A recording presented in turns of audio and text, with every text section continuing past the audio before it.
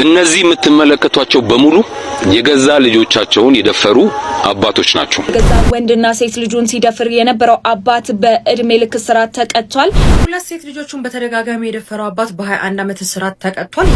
እስር በዘመር መፈታት ምናምን አይደለም፣ የሞትና የሞት ብቻ ፍርድ ማለት ነው። እነዚህ የምትመለከቷቸው በሙሉ የገዛ ልጆቻቸውን የደፈሩ አባቶች ናቸው። አንድ በአንድ እነማን እንደሆኑና የስንት ዓመት ልጆቻቸውን እንደደፈሩ እነግራችኋለሁ። ይሄ የምትመለከቱት አቶ ዳንኤል ወልዴ ይባላል። የ14 ዓመት ሕፃን ልጁን አስገድዶ ለወራት የደፈረ አባት ነው። ይሄ ከትምህርት ቤት መታ ዩኒፎርሟን ስትቀይር የገዛ ልጁን አስገድዶ ለመጀመሪያ ጊዜ ከደፈራት በኋላ ይሄንን ድርጊቱን ለወራት ይቀጥልበታል ማለት ነው። በመጨረሻም ተይዞ በ12 ዓመት ጽኑ እስራት ነው የተቀጣው። ይህ የምትመለከቱት ደግሞ አቶ ሙልጌታ ውብሸት ይባላል። የ12 ዓመት ሕፃን ልጁን የገዛ ልጁን ለ3 ዓመት በተከታታይ ሳይታወቅበት ሲደፍር የነበረ በመጨረሻም ተይዞ በ18 ዓመት ጽኑ እስራት የተቀጣ አባት ነው። ይህ የምትመለከቱት ደግሞ አቶ ኤልያስ ኑረዲን ይባላል። የ8 ዓመት ሕፃን ልጁን አስገድዶ የደፈረና በ18 ዓመት ጽኑ እስራት የተቀጣ አባት ነው። ይህ የምትመለከቱት ደግሞ አቶ አብነው ገበየው ይባላል። የ11 ዓመት ሕፃን ልጁን አስገድዶ የደፈረና በ19 ዓመት ጽኑ እስራት የተቀጣ ሌላኛው አባት ነው። ይህ የምትመለከቱት ደግሞ አቶ ጥላውን ገረመው ይባላል። የ8 ዓመት ሕፃን ልጁን አስገድዶ የደፈረና በ15 ዓመት ጽኑ እስራት የተቀጣ አባት ነው። እኚህ የምትመለከቷቸው ደግሞ ኢንስፔክተር ግርማ ጌታቸው ይባላሉ። የ20 ዓመት የገዛ ልጃቸውን አስገድደው ደፍረው በ9 ዓመት ጽኑ እስራት የተቀጡ ሌላኛው አባት ናቸው። አውቃለሁ ይሄንን በጣም ዘግናኝ ነገር ስትሰሙ እንደሚከብዳችሁ ለጆሮም ለመስማት እንደሚቀፍ አውቃለሁ። እስቲ አስቡት፣ እንደ ልጅ በአባት መደፈር ማለት ምን ማለት ነው? የእድሜ ልክ የአእምሮ ቀውስ ነው የሚያስከትለው። እድሜ ልካቸውን በአባታቸው መደፈራቸውን እያሰቡ እንዴት ነው የሚኖሩት እነዚህ ልጆች?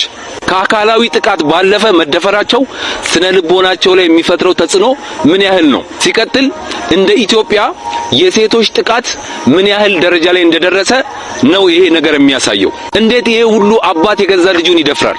የ2 ዓመት ሕፃናት እኮ የሚደፈሩበት ሀገር ላይ ነው ያለነው። የ2 ዓመት ሕፃናት እነዚህ በአደባባይ የወጡ ናቸው። ያልወጡ ስንት አሉ? በገዛ የስጋ ዘመዶቻቸው እየተደፈሩ ያሉ። ይሄንን ቪዲዮ ኮፒ ሊንክ፣ ሪፖስት እና ሼር ላይክ እያደረጋችሁ አድርሱልኝ። የሴቶችና ሕፃናት ጥቃት ይቁም። አመሰግናለሁ። ሁለት ሴት ልጆቹን በተደጋጋሚ የደፈረው አባት በ21 ዓመት እስራት ተቀጥቷል። ይህ ከጀርባ የምትመለከቱት ግለሰብ በአርሲ ዞን አሰላ ከተማ ቡርቂቶ ቀበሌ ውስጥ የሚኖር አባት ሲሆን ስሙም አቡናፎ ቢቱ ይባላል። ሁለት መንታ ሴት ልጆቹን ከ7 ዓመታቸው ጀምሮ እስከ 12 ዓመታቸው ድረስ ቢያንስ ለ3 ጊዜ ያክል እንደደፈራቸው ነው ፖሊስ ያረጋገጠው። እናታቸው የሌለችበትን ሰዓት እየጠበቀ እነዚህ ሴት ልጆቹ ማለት ነው እጅግ በጣም በሚያጸይፍ ሁኔታ እንዲሁም ደግሞ የቤተሰብ ኃላፊነቱን ወደ ጎን በመተው በተደጋጋሚ ሴት ልጆቹ ላይ ጥቃት ይሰነዝራል ማለት ነው። በመጨረሻ እነዚህ ልጆች ለቤተሰብ ከተናገሩ በኋላ መረጃው ለፖሊስ ይደርሳል። ፖሊስም አስፈላጊ የሆኑ ህጋዊ ማስረጃዎችን የሕክምና ማስረጃዎችን ጨምሮ ማለት ነው ከሰበሰበ በኋላ አባትየው ጥፋተኛ እንደሆነ ያረጋግጣል። በመጨረሻ ይህ አባት 21 ዓመት ብቻ ተፈርዶበታል። ይሄ ፍርድ ውሳኔ በቂ ነው ብላችሁ ታስባላችሁ ወይ? ሀሳባችሁን ኮሜንት ላይ አጋሩኝ። እኔ ግን በሰውየው ድርጊትም በውሳኔውም እጅግ በጣም አዝኛለሁ። የመረጃው ባለቤት ብስራት ኤፍኤም ነው። በአዳዲስ መረጃዎች እመልሳለሁ። የፕላስ ምልክቷን ተጭራችሁ ቤተሰቡ ነው። መልካም ምሽት። ሐዋሳ ከተማ እጅግ አስደንጋጭ መረጃ ተሰምቷል። የገዛ ወንድና ሴት ልጁን ሲደፍር የነበረው አባት በእድሜ ልክ እስራት ተቀጥቷል።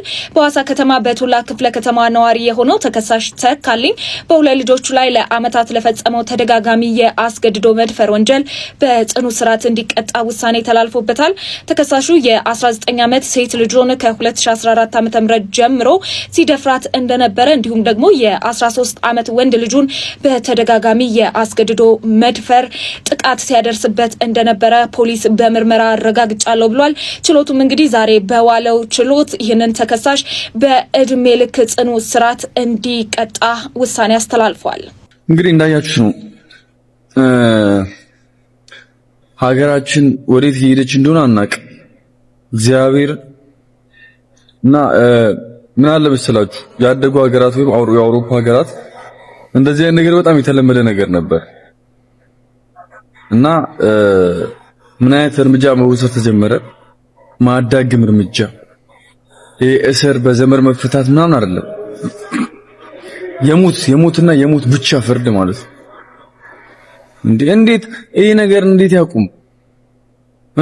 የሴት ልጅ ጥቃት እንዴት ያቁም? እስኪ እንዴት ያቁም? ምን አይነት እርምጃ ተወስዶ ነው የሚያቆመው? ለምንድን ነው ይሄን ነገር መንግስት መፍትሄ የሚወስድበት?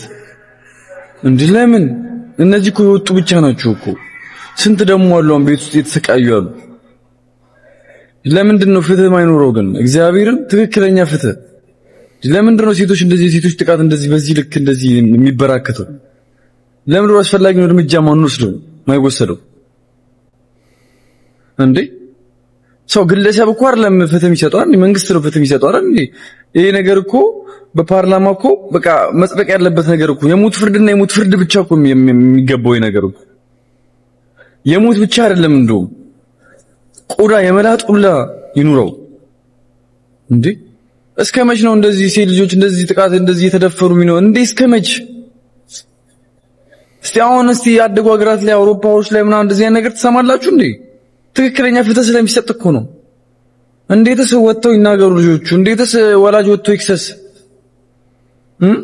እንዴት የተበዳይ ልጅ ራሱ እንዴት ይክሰስ? የተበዳይ ቤተሰብ እንዴት ይክሰስ?